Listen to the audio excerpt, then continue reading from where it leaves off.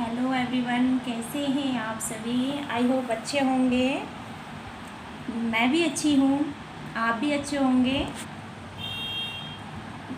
ये रेनू शर्मा के ब्लॉग में आप सभी का स्वागत है। प्लीज़, आज गणेश चतुर्थी है। गणेश चतुर्थी की ढेर सारी शुभकामनाएं।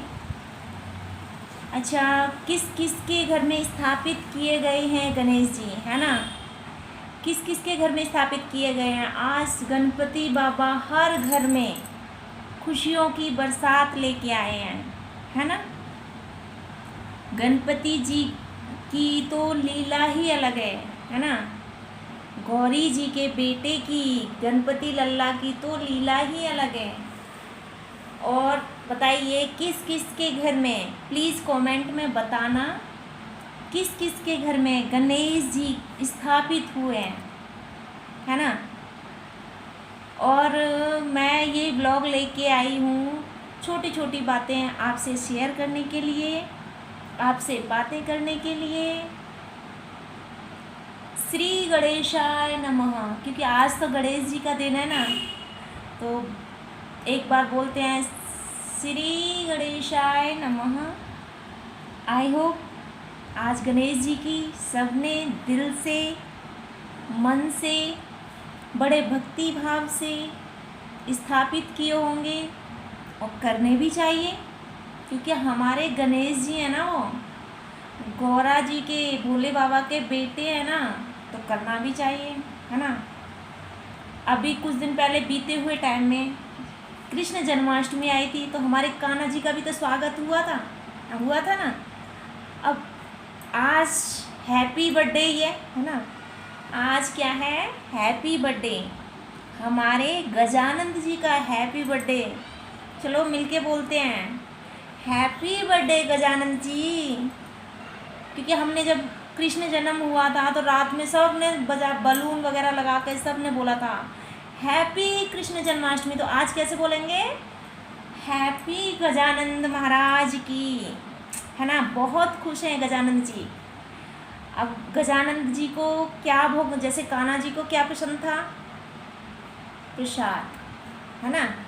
चाहे उसमें खीर का हो, क्योंकि कान्हा जी के लिए तो कोई भी प्रसाद बनता है, सब प्रसाद अच्छा ही होता है ना। लेकिन हमारे गन्नू जी के लिए प्रसाद में क्या होता है, मोदक। क्या होता है हमारे गन्नू जी के लिए, मोदक। अच्छा चलो प्लीज़ सभी बताना हमारे गन्नू जी के लिए मोदक किस किस ने बनाए हैं। क्योंकि मैं अपनी बोलती हूँ तो मैं तो खरीद के लेके आती हूँ, मुझे तो बनाना नहीं आता, है ना। मुझे गणपति जी का भोग में से मोदक बनाना नहीं आता, है ना। मैं तो खरीद के लेके आती हूँ ना। आप लोग ज़रूर बताइए, आप लोगों को बनाना आता है, प्लीज़ कमेंट सेक्शन में बताना।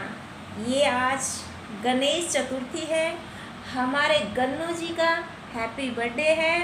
अभी तो गणेश जी का कई दिन चलेगा, क्योंकि सुबह शाम की पूजा गणेश जी की बाकी तो मंदिर में होती है, लेकिन क्या है ना, ये स्पेशल हो गई क्योंकि हमारे गन्नू जी का है ना, तो ये स्पेशल हो गया।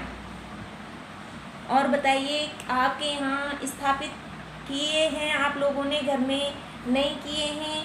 क्योंकि मैंने तो स्थापित नहीं किए, लेकिन मन से मैंने गन्नू जी को बहुत अच्छे से माना है ना।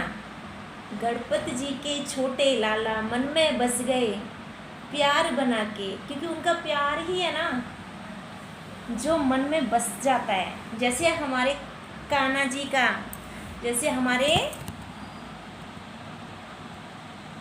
कान्हा जी है ना, हमारे कान्हा जी का भी तो ऐसा ही है, क्योंकि हमारे लड्डू गोपाल भी ऐसे हैं। अभी देखो स्वरूप तो बहुत होते हैं, लेकिन जो छोटे छोटे बाल गोपाल के रूप में आते हैं ना, जैसे हमारे कान्हा जी, जैसे हमारे गणेश जी गौरा जी के लल्ला, है ना, जैसे हमारे गौरा जी के लल्ला। तो आज तो गौरा जी के लल्ले का ही दिन है ना। कितना अलग सी खुशियाँ मिलती हैं ना जब कोई भी फेस्टिवल होता है, चाहे किसी का भी हो, चाहे आप लगा लीजिए सावन में भोले जी का, जैसे शिवरात्रि। अब उसके बाद वो तो जैसे जैसे होता है, अभी जैसे इसका आ गया, पहले आया था भोले जी का सावन में, है ना, स्पेशल वो महीना एकदम धूमधाम से निकलने वाला, है ना। फिर उसके बाद आ गए हमारे बाल गोपाल कृष्ण कन्हैया, फिर कितना एकदम डेकोरेट करना, ये सब करना, एक मन में अलग सी उमंग लगती है ना, लगती है ना। वही उमंग, वही उत्साह हमें अपने गणेश जी के लिए भी ऐसा ही लगता है ना। जिस दिन गणेश जी को विसर्जन करने जाते हैं ना, उस दिन तो समझो अंदर से रोना जैसा आ जाता है कि जैसे घर खाली है ना, जैसे हमारा घर खाली होने जा रहा है, ऐसा मन में अलग सी फीलिंग आती है।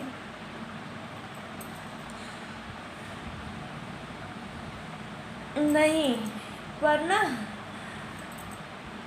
पर ऐसा नहीं हुआ ना, तो अगले साल हम स्थापित कैसे करेंगे, ये भी तो है। यदि हमने ऐसा नहीं किया तो हम अगले साल गणेश जी लेके आएंगे, फिर उसी तरीके से धूमधाम, है ना, धूमधाम का तो माहौल है, लेकिन दुख होता है जब विसर्जन की बारी आती है कि हम लेके जाते हैं उनको विसर्जन के लिए, है ना। अब जैसे कृष्ण का होता है जन्म, है ना, जैसे कृष्ण जन्माष्टमी, तो वो तो हमारे पास ही रहते हैं ना, रहते तो गन्नू भी हैं, लेकिन क्या है ना, उनको विसर्जन करना ही होता है। लेकिन हमारे बाल गोपाल तो हमारे पास ही रहते हैं, कोई बात नहीं, लेकिन विसर्जन नहीं करेंगे तो फिर नेक्स्ट डे कैसे लेके आएंगे अगले साल, है ना। दोबारा भी तो कोई बात नहीं, ऐसा होता है, अगली बार भी तो खुशियाँ लेके आनी है ना, है ना, अगले बार भी तो खुशियाँ हमें लानी हैं, इसलिए कोई बात नहीं, होता है।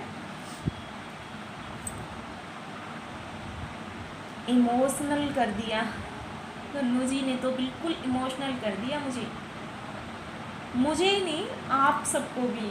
सोचना, इसको वीडियो को देखना, सोचना, फिर ज़रूर कमेंट में बताना कि आपको इमोशनल किया है या नहीं। ये अंदर से फीलिंग है, ये अंदर से फीलिंग हुई है कि मतलब एकदम खाली, जैसे लेके जाते हैं विसर्जन के लिए तो एकदम खाली हो जाता है, वो नहीं अच्छा लगता। मुझे नहीं लगता तो आपको कैसे लगेगा, नहीं लगता।